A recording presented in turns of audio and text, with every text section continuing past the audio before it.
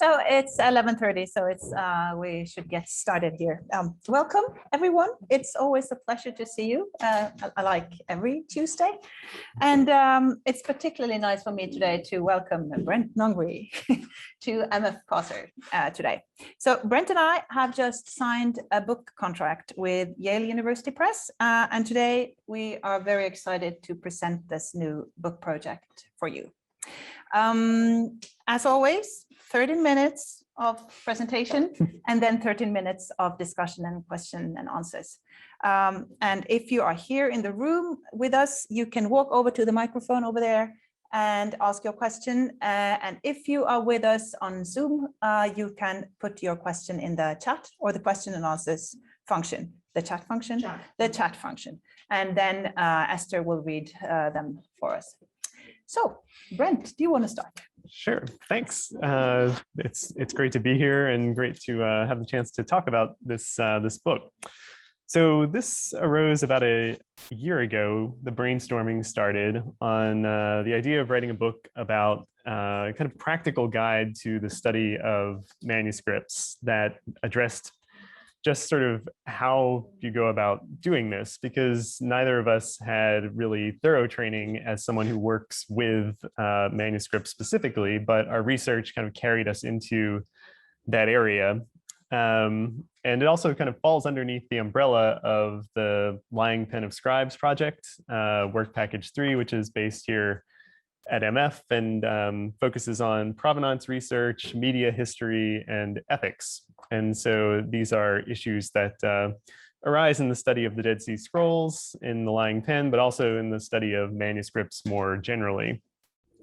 So our idea was to have this kind of practical guide for working with manuscripts, that is just answering basic questions like, how do I find a particular manuscript? How do I go about asking to have access to study it? What do I do when I'm sitting at a desk in a library with a manuscript in front of me? What things should I have brought with me? Yeah, it's these really kind of practical questions on the one hand, but then the kind of second aspect of this is the ethics.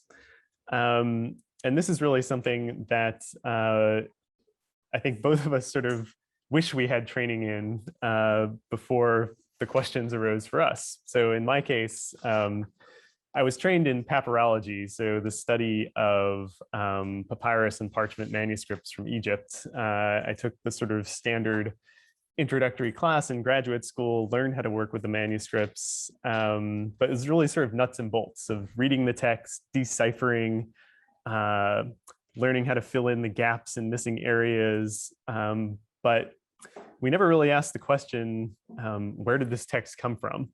That is, how did it end up here at the museum? And so I ended up working with things that in retrospect seem less than ideal, the kinds of things that have a history that just says, purchased from a Swiss dealer in the 1990s.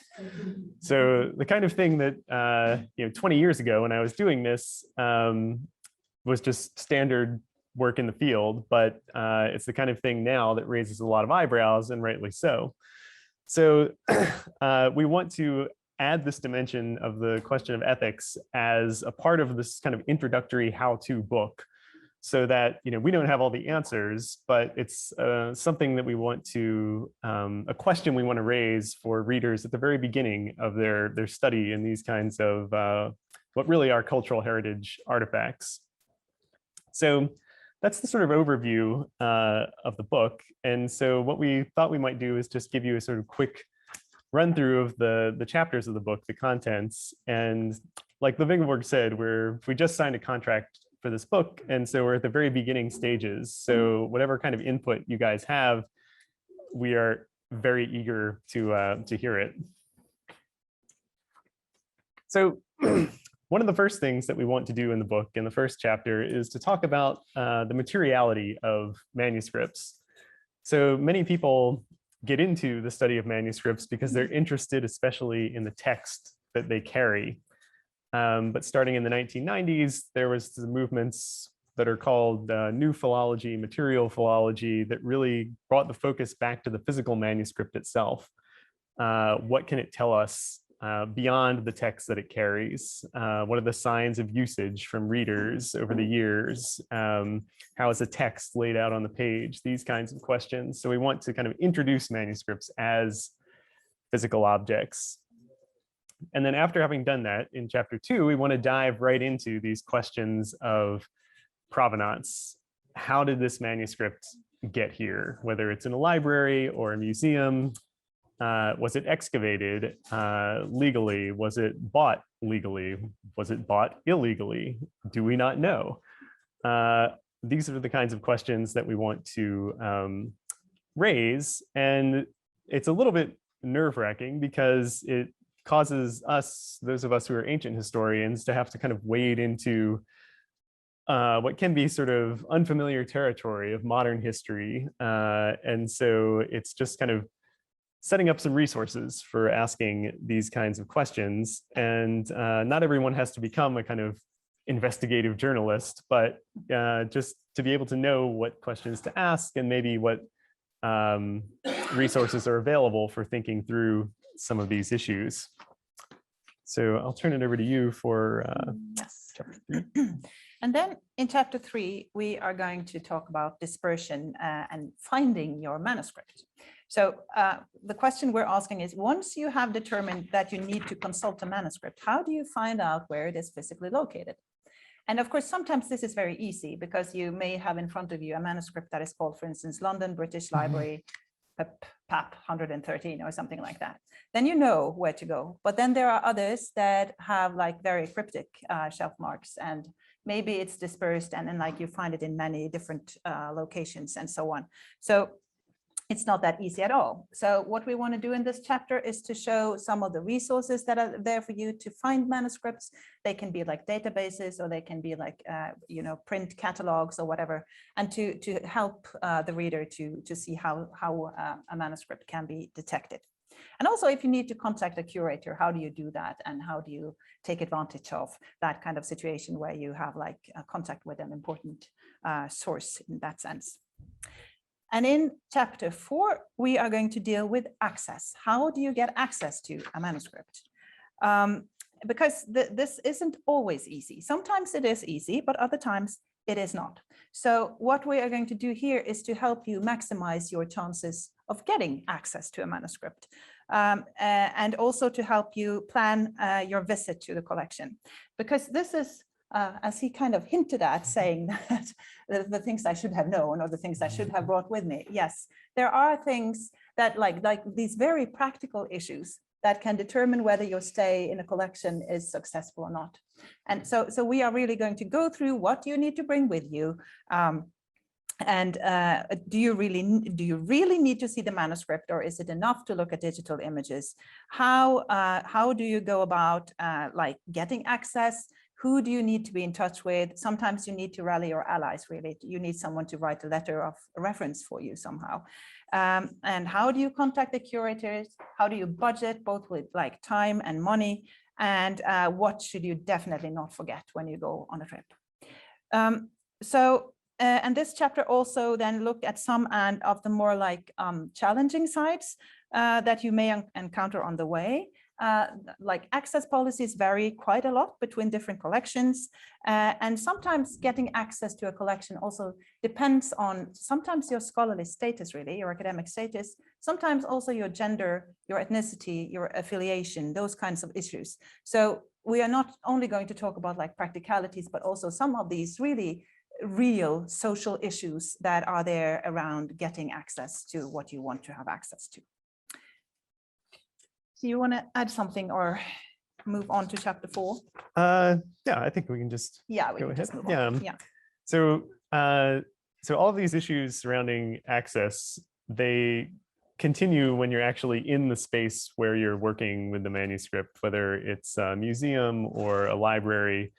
These are also really social spaces. And so there are different kinds of hierarchies that you would need to be aware of, different sets of rules and things that are in effect. So this chapter is just kind of alerting readers to these issues, which I know I kind of just stumbled in blindly to some of these places and then kind of realized after the fact, oh, I should be doing things differently, in some cases wearing different clothing.